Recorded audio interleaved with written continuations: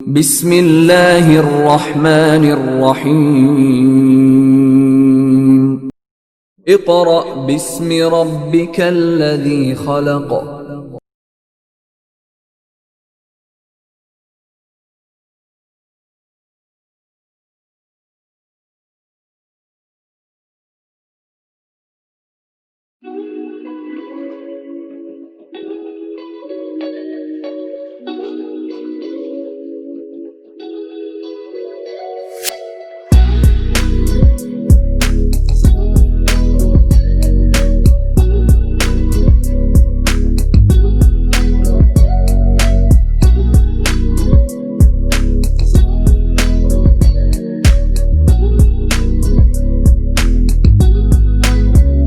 जी students, अब हम अपना दूसरे दिन का काम शुरू करेंगे।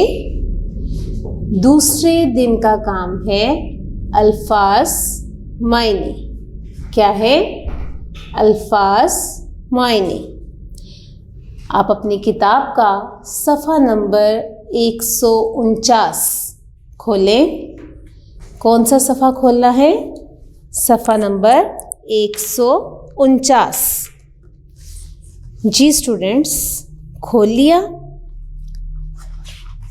यहाँ पर हमारे अल्फाज मायने लिखे हुए हैं।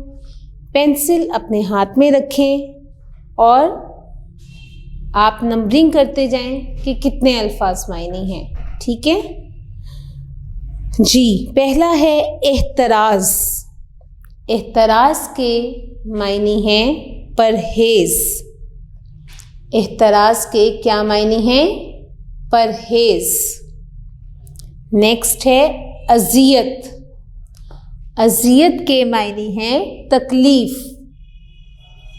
अज़ियत के क्या मायने हैं? तकलीफ।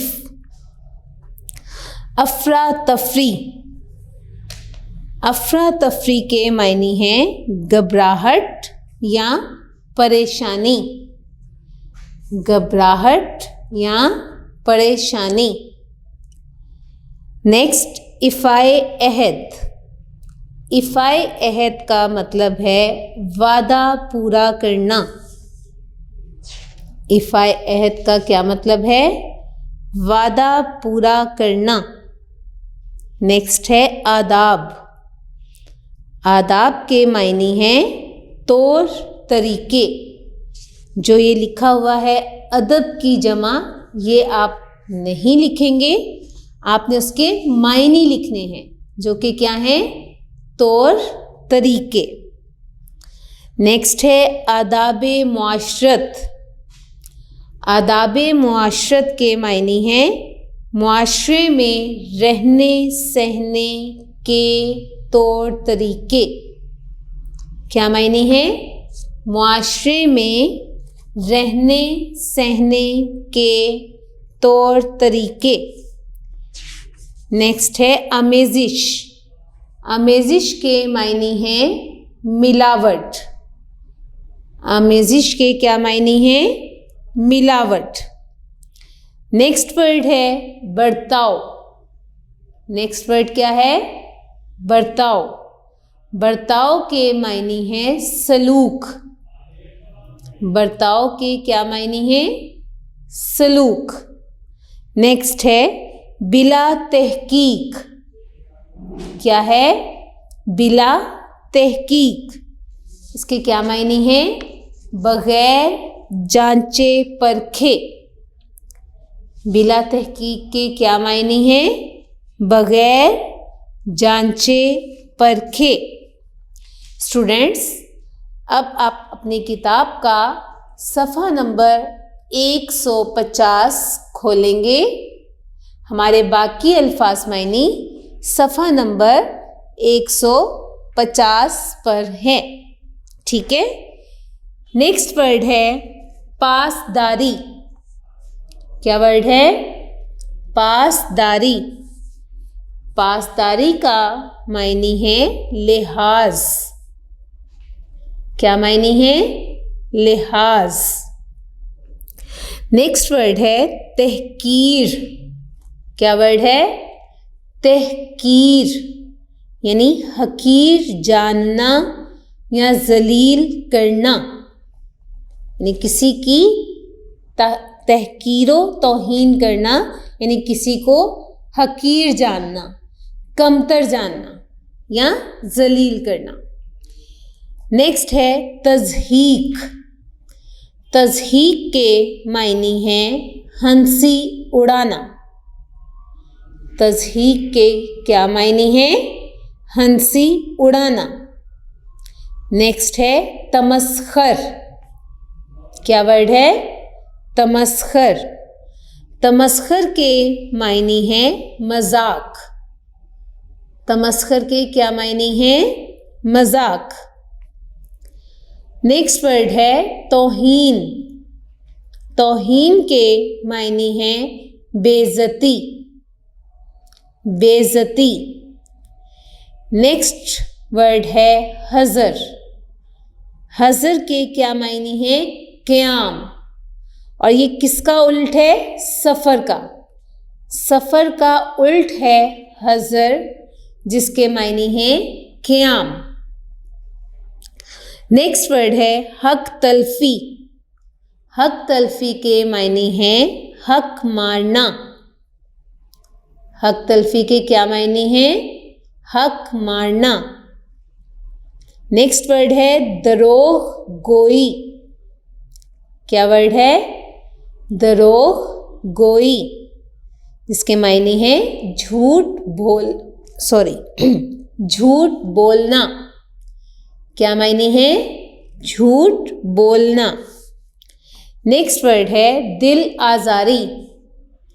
दिल आज़ारी के मायने हैं दिल दुखाना। दिल आज़ारी की क्या मायने हैं? दिल दुखाना। नेक्स्ट वर्ड है रास्तबाजी।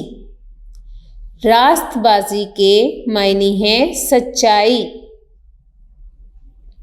रास्तबाजी के क्या मायने हैं? सच्चाई। नेक्स्ट वर्ड है शाइस्ता।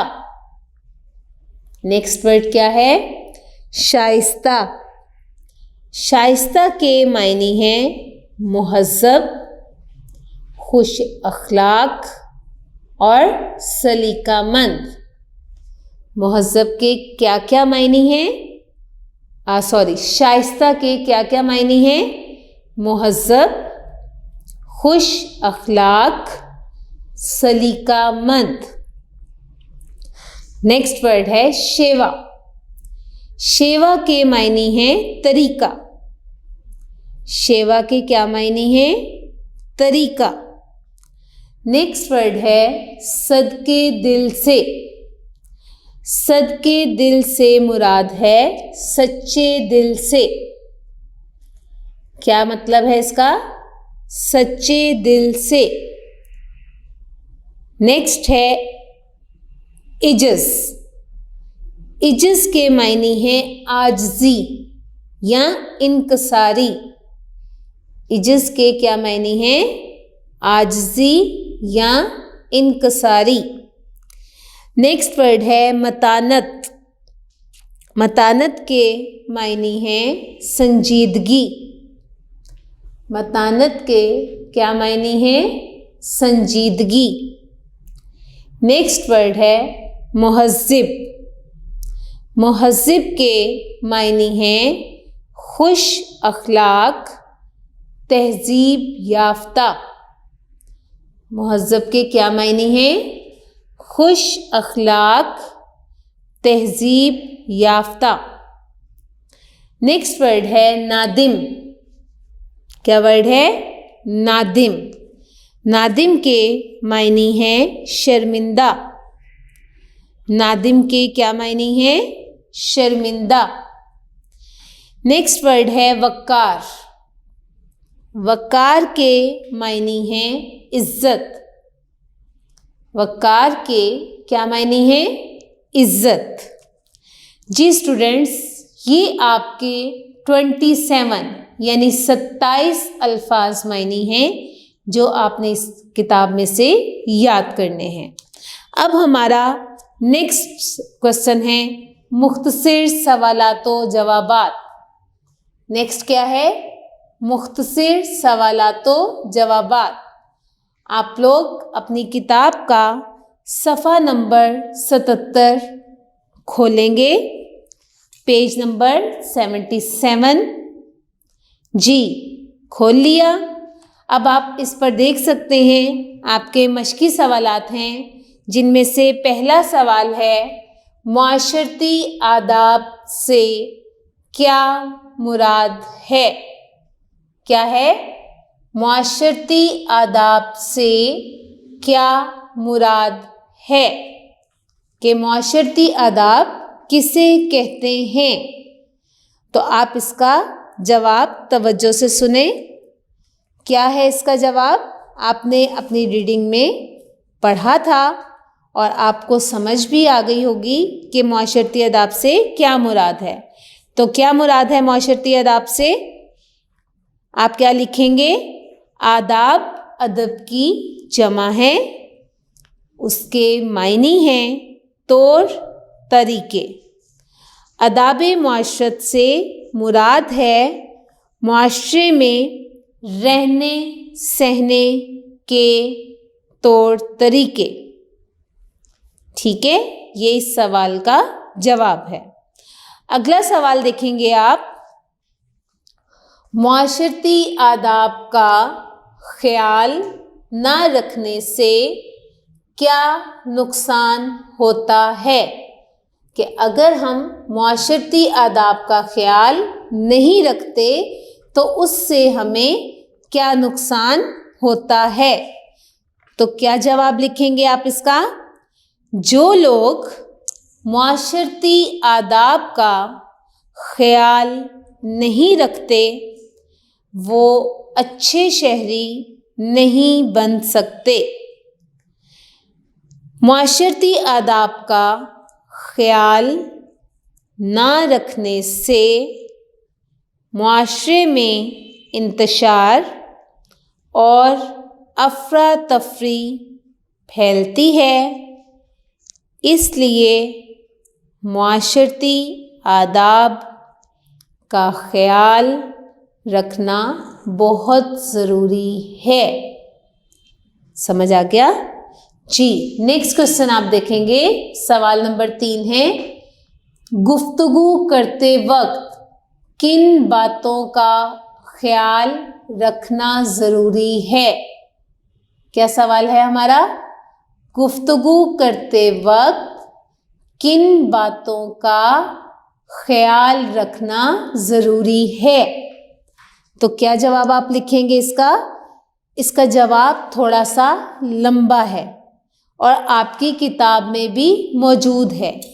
आपकी रीडिंग का जो पहला पेज है, जो कि है सफ़ा नंबर 75, उसका आखिरी पैराग्राफ। लेकिन शुरू करते हुए आप कहाँ से शुरू करेंगे? गुफ्तगू करते वक्त दर्ज झैल बातों का ख्याल रखना ज़रूरी है। मुआशरे में सबको हमेशा रास्तबाजी से काम लेना चाहिए। दरोगोई से एहतराज़ किया जाए। हर हाल में सच बात कही जाए। सच और झूठ की आमेज़िश ना की जाए। फजूल और बेमायनी गुफ्तगू ना की जाए। बोलते वक्त बेहतरीन अल्फाज का इस्तेमाल किया जाए।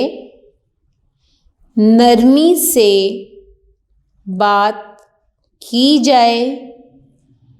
चीख चीख कर बोलना मुनासिब नहीं।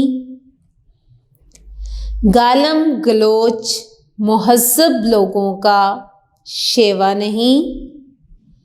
अखलाक से गिरी हुई गुफ्तगू से परहेज़ किया जाए, कोई ऐसी बात ना की जाए जिससे किसी की दिल आज़ारी का पहलू निकलता हो, तहकीक के बगैर कोई बात ना की जाए। ये आपके तीसरे सवाल का जवाब था। मैंने आपको पहले भी बताया था कि ये सवाल लंबा है, यानी इस सवाल का जवाब जो है वो थोड़ा लंबा है, तो आपने तवज्जो से सुना होगा और आप इसको बार बार सुनकर याद कर सकते हैं। ठीक है, अब नेक्स्ट क्वेश्चन है हमारा सवाल नंबर 4। गाड़ी चलाने वालों को किन बातों का ख्याल रखना चाहिए? यानी जो गाड़ी चला रहे हों उनको गाड़ी चलाते हुए किन बातों का ख्याल रखना चाहिए? तो क्या जवाब होगा इसका? अगर आप गाड़ी चला रहे हैं तो पैदल चलने वालों का ख्याल रखना आपका फ़र्ज़ है। बाज़ औक़ात बारिश के दिनों में सड़क पर पानी खड़ा हो जाता है। गाड़ी चलाने वाले अफ़राद गाड़ी की रफ्तार कम किए बगैर यहाँ से इस तरह गुज़रते हैं कि पैदल चलने वालों या साइकिल पर सवार अफ़राद के लिबास पर पानी या कीचड़ के छींटे पड़ जाते हैं। उन्हें इस बात का एहसास तक नहीं होता कि उनकी इस बेएहतियाती से दूसरे कितनी बड़ी अज़ियत का शिकार हुए हैं। ठीक है, अब नेक्स्ट क्वेश्चन देखें। सवाल नंबर 5 है, चाल में मतानत और संजीदगी से क्या मुराद है? कि हमें किस तरह चलना चाहिए, हमारी चाल कैसे होनी चाहिए, उसमें मतानत और संजीदगी का कहा गया है, तो उससे क्या मुराद है? तो आप क्या लिखेंगे इसमें? इसका जवाब है, चाल में मतानत और संजीदगी से मुराद है कि मगरूर अंदाज में ना चला जाए, सीना तान कर ना चला जाए, बल्कि हमारी चाल में आजिज़ी होनी चाहिए, क्योंकि इज्ज़ो इनकिसार अल्लाह को पसंद है। समझ आ गया कि ना तो मगरूर अंदाज में चला जाए, ना ही सीना तान कर चला जाए, बल्कि हमारी चाल में आजिज़ी होनी चाहिए, इनकिसार होना चाहिए, क्योंकि अल्लाह ताला को इज्ज़ो इनकिसार बहुत पसंद है। ठीक है, नेक्स्ट क्वेश्चन है, अगर गलती सरज़द हो जाए तो हमें क्या करना चाहिए? यानी अगर हमसे कोई गलती हो जाती है तो फिर हमें क्या करना चाहिए? तो क्या जवाब होगा इसका? अगर गलती हो जाए तो उस पर शर्मिंदा होना चाहिए और मुआफ़ी मांगनी चाहिए। इसी तरह अगर कोई अपनी गलती पर नादिम हो और मुआफ़ी का तलबगार हो तो उसे सदके दिल से मुआफ़ कर देना चाहिए। सदके दिल से यानी सच्चे दिल से मुआफ़ करना चाहिए, दिल में बुग़्ज़ नहीं रखना चाहिए। ठीक है, समझ आया? अब नेक्स्ट क्वेश्चन है, क्वेश्चन नंबर 7, बदगुमानी से बचना क्यों ज़रूरी है? बदगुमानी, बदगुमानी का मतलब है कि दिल में कोई शक पैदा होना या किसी के लिए कुछ बुरा सोचना, इसे बदगुमानी कहा जाता है। तो यहाँ सवाल है कि बदगुमानी से बचना क्यों ज़रूरी है? तो क्या जवाब होगा? बदगुमानी से मुआशरे में बिगाड़ पैदा होता है, दूसरों के बारे में बुरे ख्यालात ज़हन में आते हैं, इसलिए बदगुमानी से बचना चाहिए। ठीक है, नेक्स्ट क्वेश्चन है क्वेश्चन नंबर 8, अगर सुनी सुनाई बात को बगैर तहकीक के आगे फैला दिया जाए तो उससे क्या होता है? यानी किसी ने आकर आपको कोई बात कही और आपने उस बात को सुनकर तहकीक नहीं की, यानी उसकी जांच पड़ताल नहीं की, बल्कि आगे फैला दिया, तो उससे क्या होता है?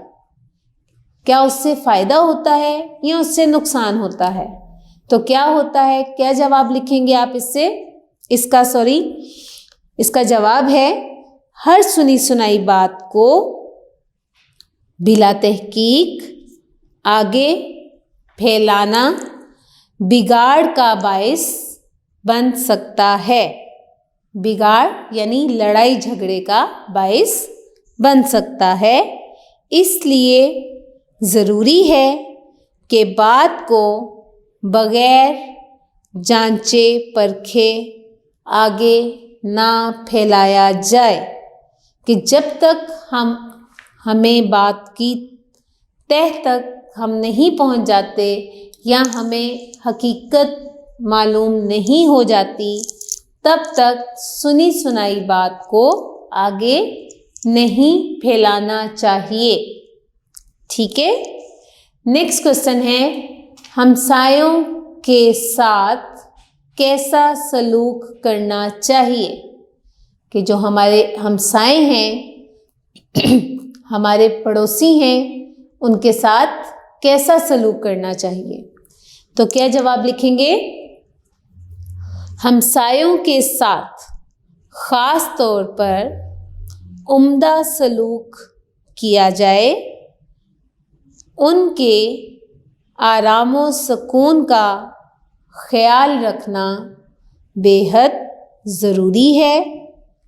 मशहूर है हमसाया माजाया, इसलिए हमसायों के साथ ऐसा सलूक किया जाए जैसे वो हमारे ही कुंबे का हिस्सा हैं। समझ आ गया जी? नेक्स्ट क्वेश्चन है, गीबत क्या होती है? यानी गीबत से क्या मुराद है? गीबत किसे कहते हैं? तो आप क्या जवाब लिखेंगे? किसी की गैर मौजूदगी में उसके ऐबों के बारे बताना गीबत कहलाता है। गीबत को चुगली भी कहते हैं। हमारे प्यारे नबी सल्लल्लाहु अलैहि वसल्लम ने फरमाया, गीबत करने वाला ऐसा है जैसे वो अपने मुर्दा भाई का गोश्त खाए। ठीक है, समझ आ गया? नेक्स्ट क्वेश्चन है, किसी मुसलमान से मुलाकात के वक्त क्या कहना चाहिए? यानी जब हम किसी मुसलमान से मिलते हैं तो उस वक़्त क्या कहना चाहिए? तो क्या जवाब लिखेंगे? जब दूसरे मुसलमान भाई से मुलाकात हो तो उसके लिए नेक कलमात का इजहार किया जाए उसे अस्सलामुअलैकुम कहा जाए। ठीक है। नेक्स्ट है, घर में दाखिल होने से पहले क्या ज़रूरी है। यानी जब आप अपने घर जाते हैं या किसी और के घर जाते हैं तो घर में दाखिल होने से पहले क्या ज़रूरी है, हमें क्या करना चाहिए। तो क्या जवाब इसका होगा, घर अपना हो या किसी और का, बग़ैर इजाज़त दाखिल होना जायज़ नहीं। घर में दाखिल होने से पहले इजाज़त लेनी चाहिए, उसके बाद घर वालों को अस्सलामुअलैकुम कहना चाहिए। ठीक है। नेक्स्ट क्वेश्चन है आपका, अस्सलामुअलैकुम का क्या मतलब है, यानी इसका क्या तर्जुमा है, क्या मतलब है, हम क्यों अस्सलामुअलैकुम कहते हैं। तो क्या जवाब है इसका, अस्सलामुअलैकुम का मतलब है तुम पर सलामती हो। ठीक है। तो स्टूडेंट्स, ये आपके सवालात मुकम्मल हो गए और इसके साथ ही आपका दूसरे दिन का काम मुकम्मल हो गया।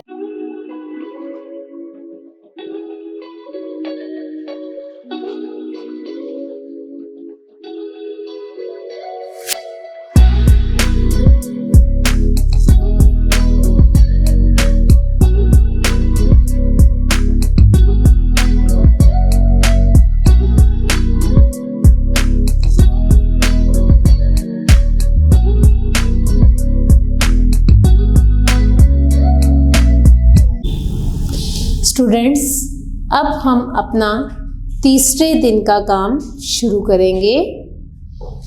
तीसरे दिन का काम हमारा किताब का मारूज़ी काम है। आप लोग अपनी किताब का सफ़ा नंबर 78 खोलें। हमारा सवाल नंबर 2 है, अराब लगाएं। क्या है, अराब लगाएं। पेंसिल अपने हाथ में रखें और आप किताब पर अराब लगा सकते हैं। ठीक है जी। पहला लफ्ज़ है मुआशिरा। तो मीम के ऊपर क्या होगा, पेश आ जाएगी, आइन के ऊपर ज़बर, शीन के नीचे ज़ेर, रे के ऊपर ज़बर और हे के ऊपर जज़्म, मुआशिरा। नेक्स्ट वर्ड है एहतराम। अलिफ के नीचे ज़ेर, हे के ऊपर जज़्म, ते के ऊपर ज़बर, रे के ऊपर ज़बर और मीम के ऊपर जज़्म, एहतराम। नेक्स्ट वर्ड है नस्ल। ये क्या वर्ड है, नस्ल। हम इसको नस्ल पढ़ते हैं, ये गलत है। सही लफ्ज़ है नस्ल, यानी नून के ऊपर ज़बर, सीन के ऊपर जज़्म और लाम के ऊपर भी जज़्म। तो ये है नस्ल। नेक्स्ट वर्ड है एहतराज़। अलिफ के नीचे ज़ेर, हे के ऊपर जज़्म, ते के ऊपर ज़बर, रे के ऊपर ज़बर और जे के ऊपर जज़्म। तो एहतराज़। नेक्स्ट वर्ड है इस्तामाल। अलिफ के नीचे ज़ेर, सीन के ऊपर जज़्म, ते के ऊपर ज़बर, आइन के ऊपर जज़्म, मीम के ऊपर ज़बर और लाम के ऊपर जज़्म, इस्तामाल। ठीक है। नेक्स्ट है मीम के ऊपर मुहज़्ज़ब। क्या लफ्ज़ है, मुहज़्ज़ब। तो मीम के ऊपर पेश, हे के ऊपर ज़बर, मुहज़्ज़ब। अब जे जो है वो 2 मरतबा आ रहा है, तो जे के ऊपर शद आ जाएगी। ठीक है। मुहज़, फिर जे के ऊपर ज़बर और बे के ऊपर जज़्म, मुहज़्ज़ब। ठीक है। नेक्स्ट वर्ड है नादिम। नून के ऊपर ज़बर, दाल के नीचे ज़ेर और मीम के ऊपर जज़्म, नादिम। ठीक है। नेक्स्ट है तकब्बुर, ते के ऊपर ज़बर, काफ के ऊपर ज़बर। अब देखें तकब्बुर, तो बे 2 मरतबा आ रहा है, तो बे के ऊपर पहले शद आ जाएगी और फिर पेश और रे के ऊपर जज़्म, तकब्बुर। ठीक है। क्या वर्ड्स हैं ये आपके? मुआशिरा, एहतराम, नस्ल, एहतराज, इस्तेमाल, मुहज़्ज़ब, नादिम और तकब्बुर। ठीक है। अब आपका सवाल नंबर 3 है, वाहिद के जमा और जमा के वाहिद लिखें। तो जो वाहिद जमा है वो आप वाहिद जमा करेंगे और जो जमा वाहिद है वो जमा वाहिद करेंगे। आप जानते हैं आपने इसके 4 कॉलम्स बनाने हैं, वाहिद जमा और जमा वाहिद। ठीक है। जैसे पहला है अफराद, अफराद जमा है तो इसकी वाहिद क्या होगी? फर्द। ठीक है। मजहब, ये आपका वाहिद का लफ्ज़ है तो आप इसकी जमा लिखेंगे। मजहब की जमा क्या होगी? मज़ाहिब।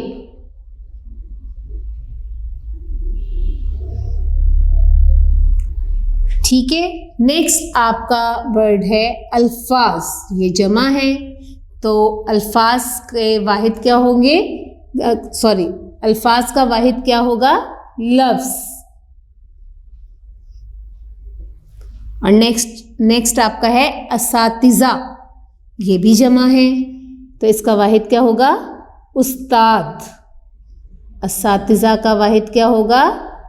उस्ताद। ठीक है, समझ आ गया जी। नेक्स्ट आपका क्वेश्चन है जुमले बनाए। नेक्स्ट क्वेश्चन क्या है? जुमले बनाए, जिसमें पहला लफ्ज़ है अमल पैरा। 7th क्लास कोशिश कीजिए कि आप खुद जुमले बनाएं और वो मुनासिब जुमले बनाएं, लेकिन आपकी सहूलत के लिए मैं एक मर्तबा हर लफ्ज़ का जुमला बोल देती हूँ। आप खुद से भी बना सकते हैं और ये जुमले भी याद कर सकते हैं। तो पहला लफ्ज़ है अमल पैरा।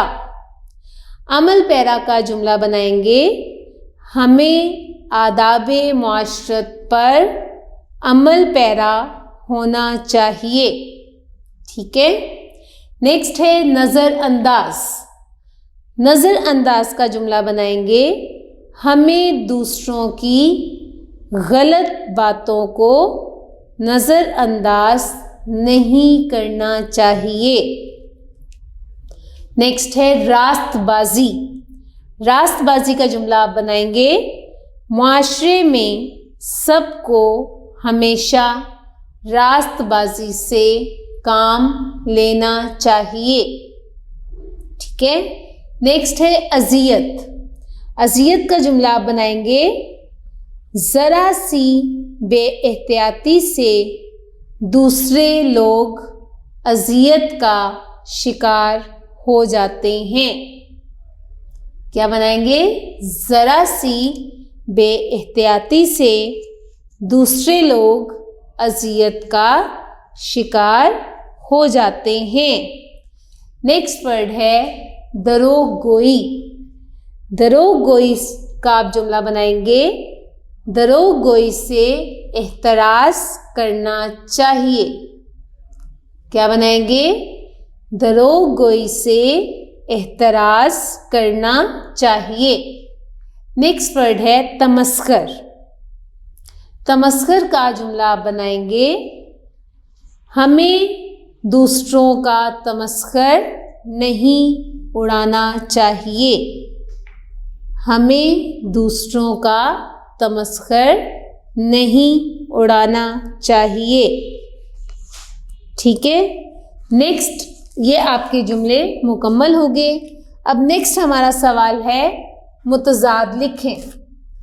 मुतज़ाद आपने इसके लिखने हैं, आप जानते हैं, आप इसके कॉपी पर 4 कॉलम बना लीजिएगा और अल्फाज मुतज़ाद इस तरह आप लिख सकते हैं।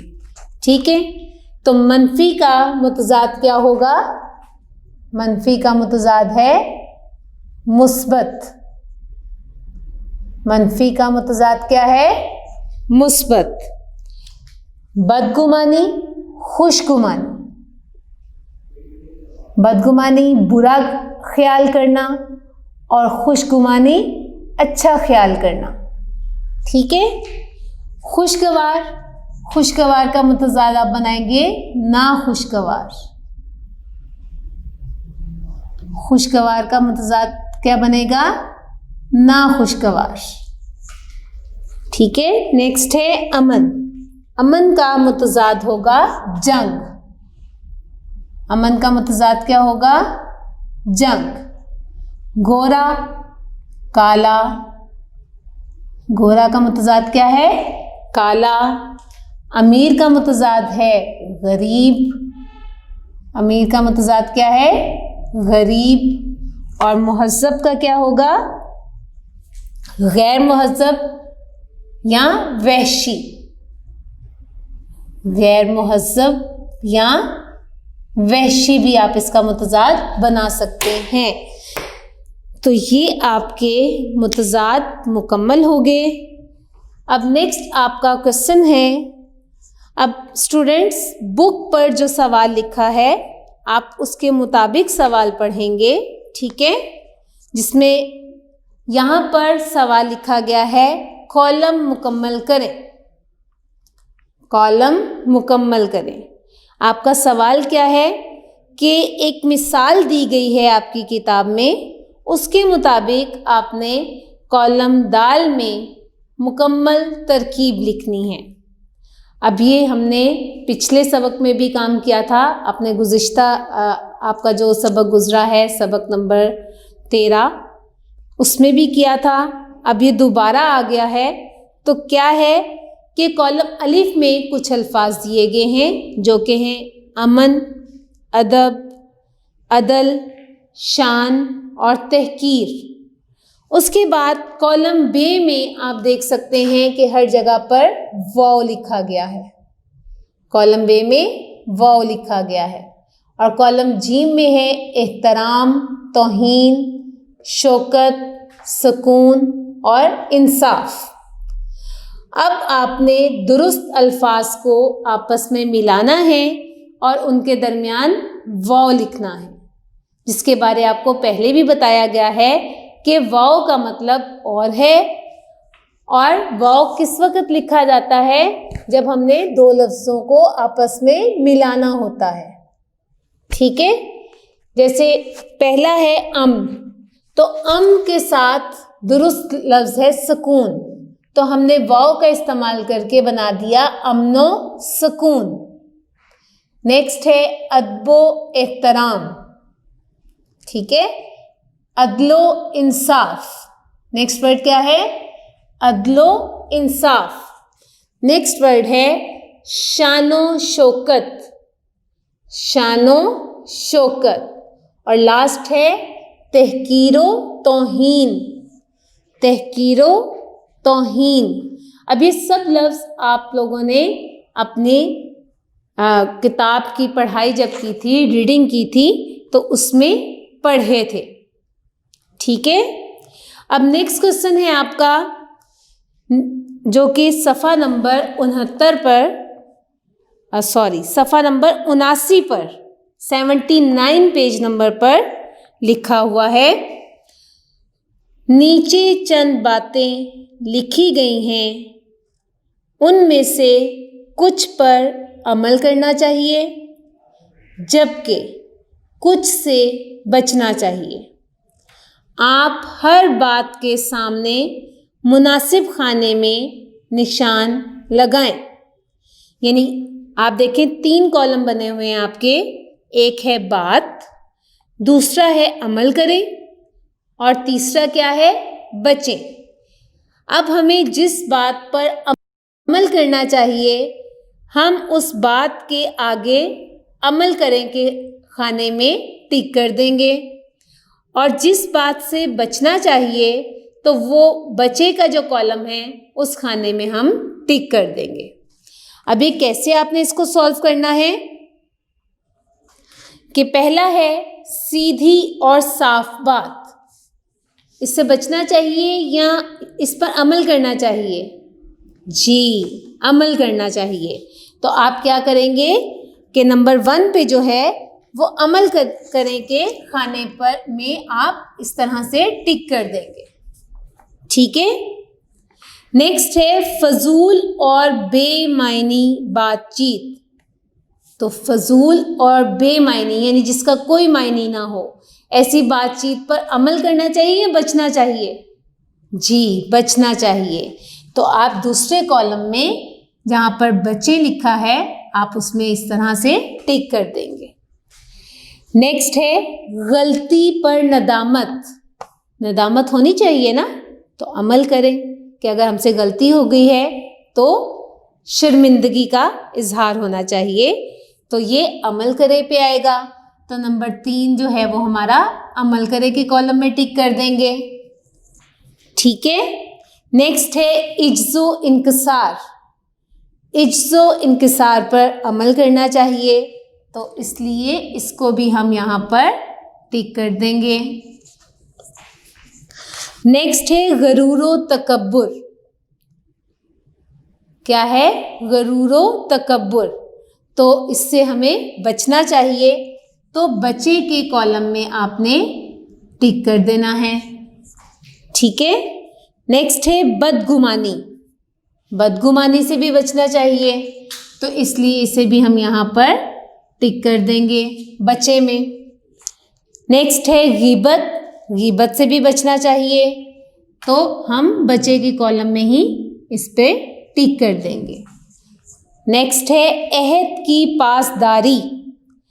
अहद की पासदारी यानी हमें वादा पूरा करना चाहिए, बिल्कुल, तो अमल करें पर आप इसके सामने जो कॉलम बनाए उसके ऊपर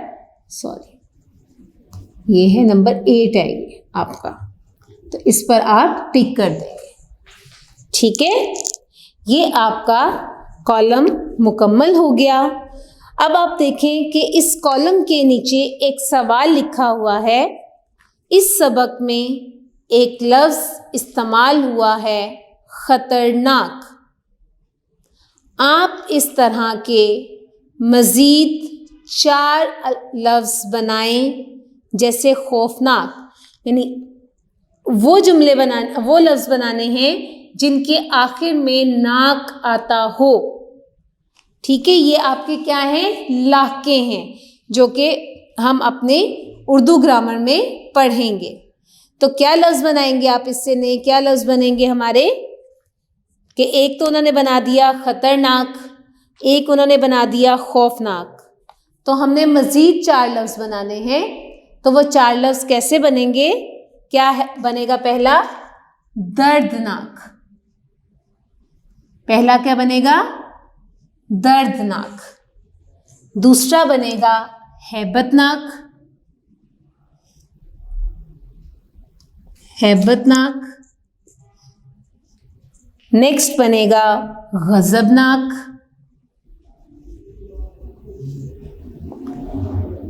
गज़बनाक। और नेक्स्ट है शर्मनाक।